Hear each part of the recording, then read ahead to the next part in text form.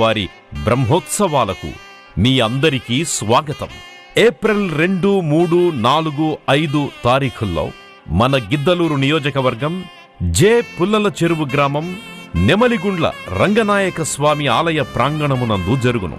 April 2వ తేదీ గురువారం ఉదయం అంకురార్పణ మరియు ధ్వజారోహణం, రాత్రి శేషవాహనం మరియు హనుమంత వాహనం, సత్యహరిశ్చంద్ర పూర్తి నాటకం.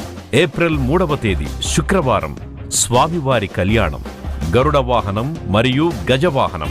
ఏప్రిల్ 3వ తారీఖు సాయంత్రం యాంకర్ రవి మరియు singer Sameera భరద్వాజ్లచే musical night, Hyper Aadi మరియు జబర్దస్త్ టీం వారిచే జబర్దస్త్ కామెడీ, మరెన్నో సాంస్కృతిక కార్యక్రమాలు, శ్రీనివాస కళ్యాణం, నృత్య రూపకం జరుగును. ఏప్రిల్ 4వ తేదీ శనివారం ఉదయం స్వామివారి తెప్పోత్సవం మరియు సాయంత్రం రథోత్సవం, అలాగే చింతామణి నాటక ప్రదర్శన.